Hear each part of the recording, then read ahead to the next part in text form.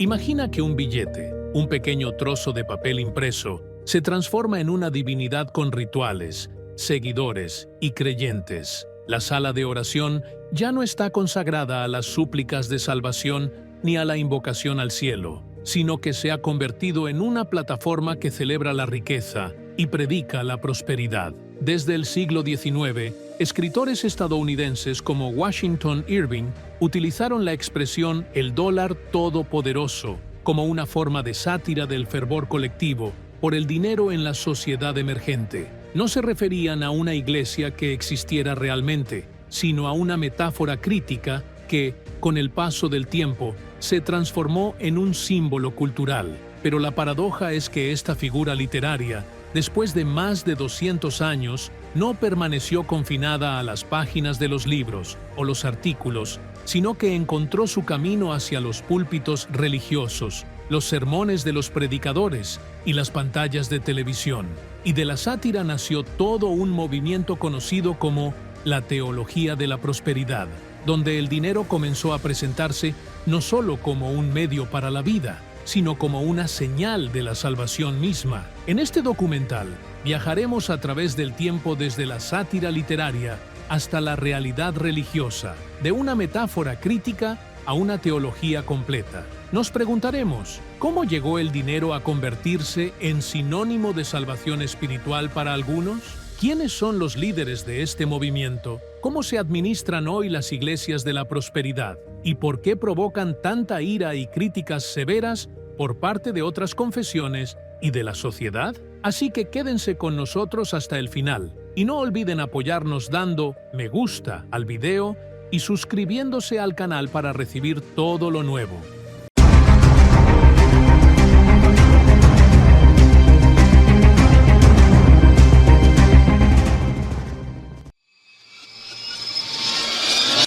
La aparición de la teología de la prosperidad no fue simplemente una desviación menor en el discurso de las iglesias protestantes, sino que se asemejó más a un terremoto que volvió a dar forma a la conciencia religiosa en Estados Unidos. En la segunda mitad del siglo XX, surgieron voces que ya no veían en el cristianismo una invitación a la austeridad y a la paciencia frente al sufrimiento, sino un proyecto para una vida exitosa y para la riqueza material. Entre esas voces se elevó el nombre de Kenneth Hagin, quien más tarde sería descrito como el padre del movimiento de la fe. Su mensaje era distinto, audaz y al mismo tiempo impactante. Las palabras pronunciadas crean la realidad. Quien habla en positivo cosecha sus frutos, y quien duda o habla en negativo siembra las semillas del fracaso en su propia vida. Hagin nació en el año 1917 y creció entre los estados de Texas y Oklahoma, dentro de un entorno religioso conservador que influyó profundamente en su trayectoria posterior. A pesar de su enfermedad y de los sufrimientos que atravesó en su juventud, elaboró un discurso que vinculaba la sanación física con la prosperidad material. Escribió numerosos libros, pero su obra más destacada fue The Midas Touch, 2000, en la que abordó de manera directa la relación entre la fe y el dinero y explicó cómo la riqueza podía convertirse en una prueba tangible de la acción de la gracia en la vida del creyente. Con el paso del tiempo, sus ideas se transformaron gradualmente en la base de toda una corriente dentro del protestantismo estadounidense, especialmente entre los movimientos pentecostales y carismáticos, donde muchos creyentes encontraron en su discurso una nueva promesa que superaba los límites tradicionales de la religiosidad. En los púlpitos de las pequeñas iglesias del sur de Estados Unidos, esta idea comenzó a infiltrarse lentamente. El predicador ya no se conformaba con leer los textos tradicionales, ni con hablar únicamente de la gracia y de la salvación, sino que empezó a dirigirse a su audiencia con un mensaje práctico y directo. Siembren la semilla, entreguen donaciones, y Dios les devolverá multiplicado. Esta invitación tenía un sabor nuevo, un sabor comercial recubierto de la sacralidad de los textos, donde la fe se transformaba en un contrato mutuo entre el ser humano y Dios. El creyente ofrecía su dinero y su confianza, a cambio de promesas firmes de prosperidad. Todo esto coincidió con la explosión de la revolución de los medios de comunicación religiosos en las décadas de 1970 y 1980. Aquella doctrina ya no quedó confinada entre las paredes de las iglesias, sino que se lanzó con fuerza a través de las pantallas de televisión hacia millones de hogares. Allí, en transmisiones en directo, los creyentes se sentaban frente a sus pantallas viendo a un pastor elevar la voz en un auditorio lleno y proclamar que Dios quería para ellos riqueza y éxito. Con cada emisión en vivo, las líneas telefónicas se saturaban, los cheques se enviaban por correo y las iglesias recaudaban millones de dólares. Los medios no fueron solo una herramienta auxiliar, sino que se convirtieron en el motor principal que transformó aquella visión teológica en un movimiento de masas de gran alcance. Con la acumulación de influencia, la teología de la prosperidad dejó de ser una simple interpretación alternativa de la Biblia y se transformó en una doctrina completa, con sus propios líderes, sus enormes conferencias, sus redes mediáticas y sus instituciones financieras. El pastor pasó a convertirse en una estrella religiosa que llenaba auditorios con decenas de miles de seguidores. Sus libros se vendían por millones de copias y sus sermones se transmitían en más de un continente. Nombres como Creflo Dollar, Joel Osteen y T.D. Jakes se convirtieron en símbolos de esta etapa. Algunos de ellos se enfocaron de manera directa en la riqueza material y la presentaron como una prueba de la fe, mientras que otros optaron por un discurso más espiritual, pero que seguía manteniendo la misma esencia, que el éxito en este mundo es la señal más clara de la bendición de Dios. Sin embargo, el cambio más profundo no ocurrió solo en los púlpitos o en los canales de televisión, sino en la conciencia de las personas mismas. La imagen tradicional del creyente pobre, que acepta su vida como una prueba o como una cruz que debe cargar con paciencia, comenzó a desvanecerse. En su lugar, apareció una nueva imagen, la del creyente exitoso, seguro de sí mismo, rico, que ve en cualquier carencia material o enfermedad una señal de debilidad en la fe y de falta de confianza en Dios. La pobreza pasó a ser sinónimo de pecado y la riqueza sinónimo de salvación. En esta transformación radical, el cristianismo dejó de ser una religión que exaltaba la humildad y el quebrantamiento, para convertirse en una nueva doctrina que sacraliza la ambición, bendice el poder y coloca el éxito mundano como el testimonio supremo de la fe. En las últimas décadas, algunas iglesias evangélicas en los Estados Unidos se han transformado en instituciones gigantescas que superan con creces el concepto tradicional de espacio espiritual. Las salas ya no son simples bancos de madera y filas modestas, sino que se han convertido en enormes espacios diseñados al estilo de estadios cerrados, sistemas de iluminación avanzados, pantallas gigantes, bandas musicales que tocan ritmos cercanos a los conciertos de pop y ambientes que elevan a los asistentes a un estado de entusiasmo colectivo. La adoración aquí se transforma en un espectáculo masivo completamente integrado. La iglesia Lakewood, en Houston, dirigida por el pastor Joel Osteen, es un ejemplo vivo de ello. Es la iglesia evangélica más grande de los Estados Unidos y tiene capacidad para más de 16,000 personas en un solo servicio, mientras que sus sermones semanales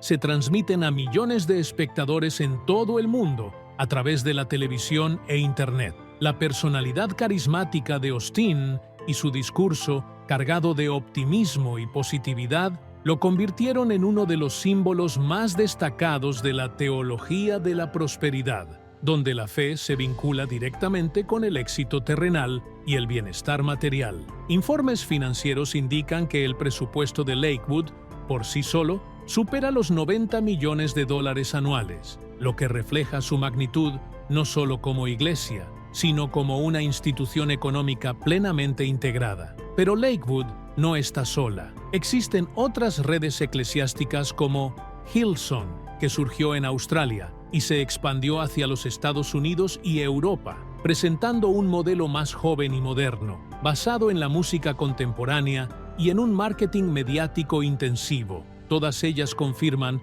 que la Iglesia ya no es únicamente un lugar de culto, sino que se ha convertido en una marca integral. Junto a esto, aparecieron enormes redes mediáticas religiosas como Trinity Broadcasting Network, TBN, considerada una de las mayores cadenas cristianas del mundo, que transmite las 24 horas del día a millones de hogares y ofrece plataformas a pastores influyentes para difundir sus sermones, ampliando así el alcance desde la sala de culto hacia el espacio público de manera directa. Detrás de estas enormes salas opera una organización administrativa y financiera extremadamente precisa. Existen equipos completos responsables del marketing, los medios de comunicación, la gestión de donaciones y la producción de libros y materiales audiovisuales. Algunas investigaciones estimaron que el presupuesto de ciertas iglesias supera los $200 millones anuales, una cifra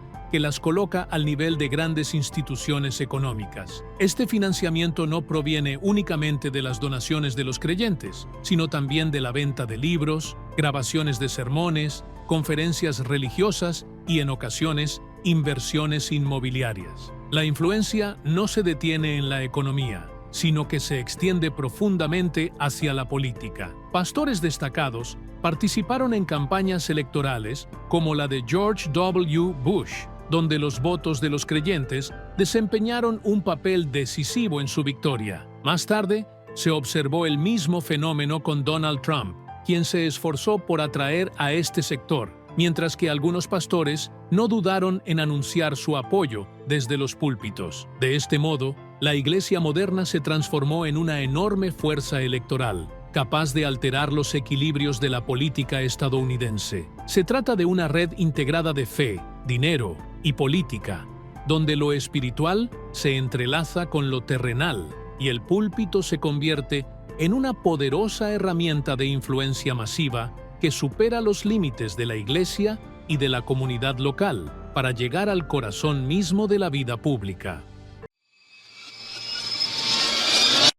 El ascenso de la teología de la prosperidad no fue únicamente una historia de éxito religioso moderno, sino que también marcó el inicio de una amplia ola de críticas y controversias. La sociedad estadounidense, que sitúa a los medios de comunicación en el centro de la vida pública, no dudó en abrir los expedientes y exponer las contradicciones. Programas como 60 Minutes en la cadena CBS dedicaron episodios completos a seguir la vida de algunos pastores, mostrando escenas de sus aviones privados, sus automóviles de lujo y sus mansiones rodeadas de altos muros. Estas imágenes provocaron un impacto profundo en muchos espectadores, porque reflejaban una enorme distancia entre el discurso de los púlpitos sobre el sacrificio y la humildad, y la realidad de privilegios desmedidos. Para algunos, esa diferencia no era un detalle secundario, sino una traición directa a la esencia del mensaje cristiano.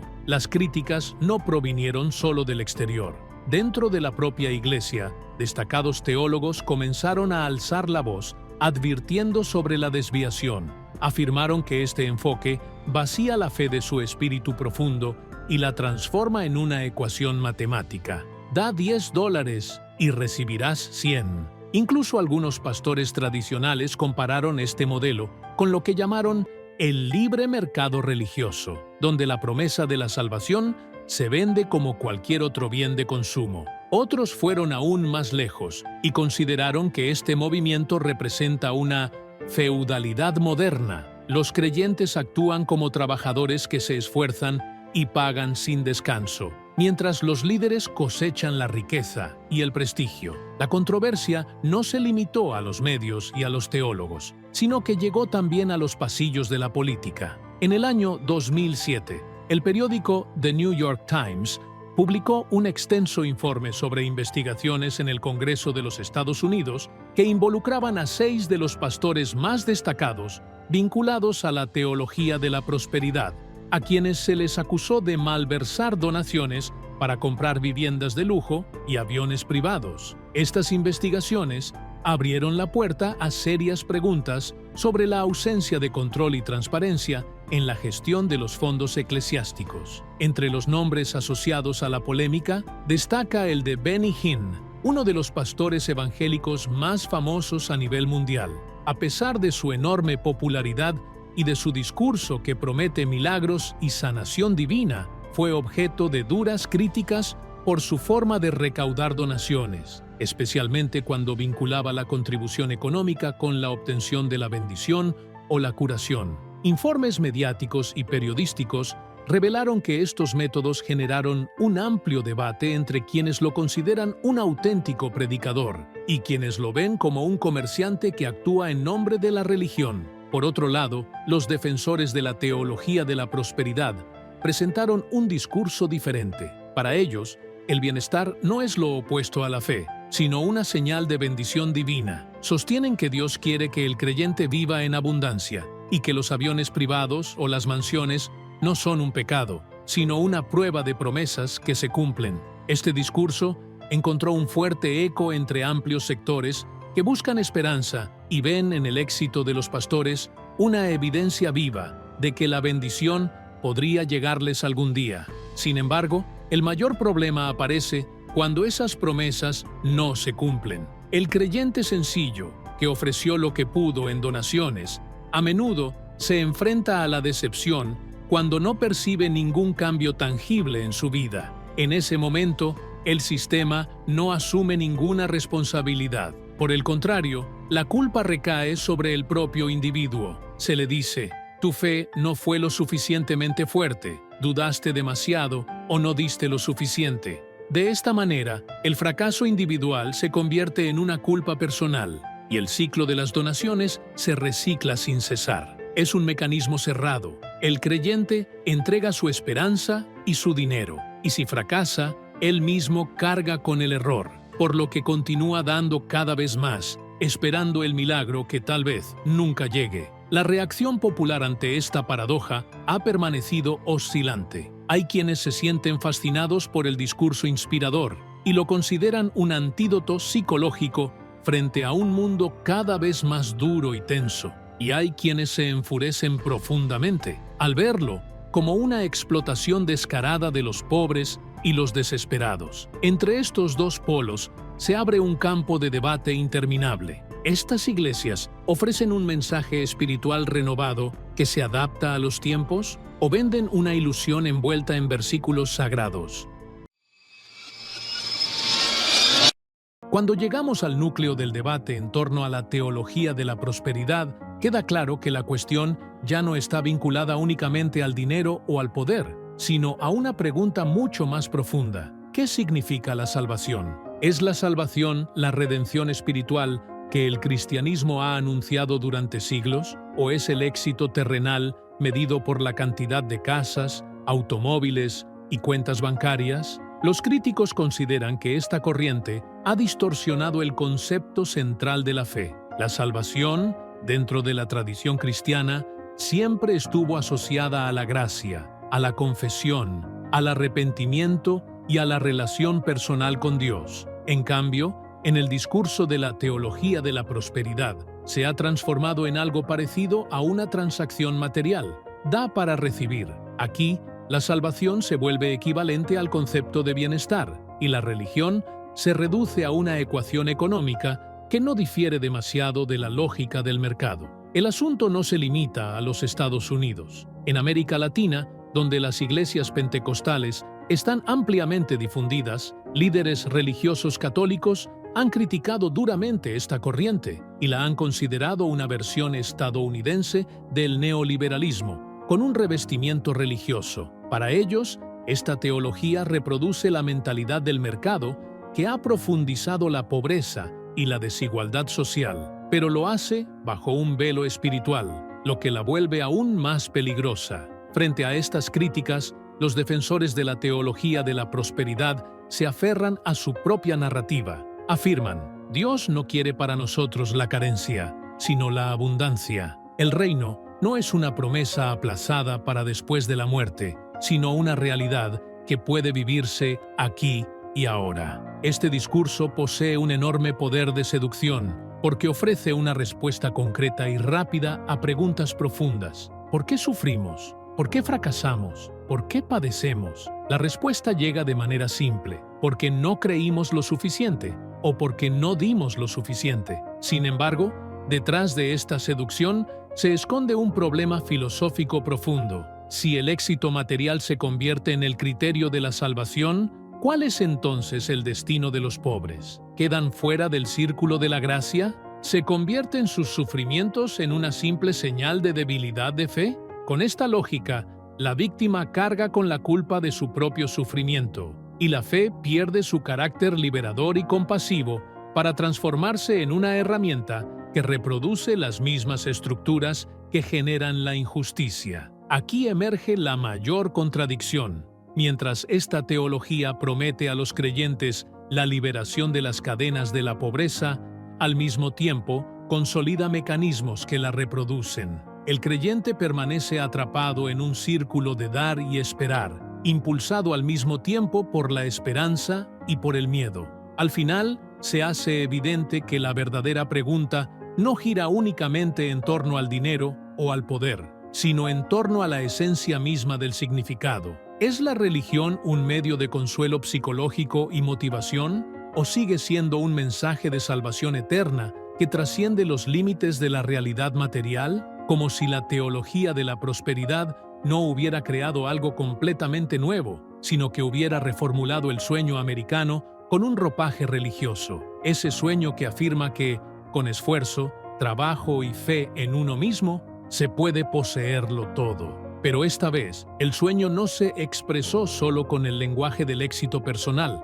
sino con el lenguaje de la santidad y de la promesa divina. Conclusión. Al final del recorrido a través de la historia de la teología de la prosperidad, queda claro que este movimiento moderno no es simplemente un fenómeno pasajero, sino un reflejo fiel de la propia sociedad estadounidense. Encierra la fusión entre la religión y el capitalismo y revela el deseo constante del ser humano de encontrar sentido y salvación, incluso si ello ocurre a través del dinero. Así que permanezcan con nosotros hasta el final. Y no olviden apoyarnos dando me gusta al video y suscribiéndose al canal para recibir todas las novedades.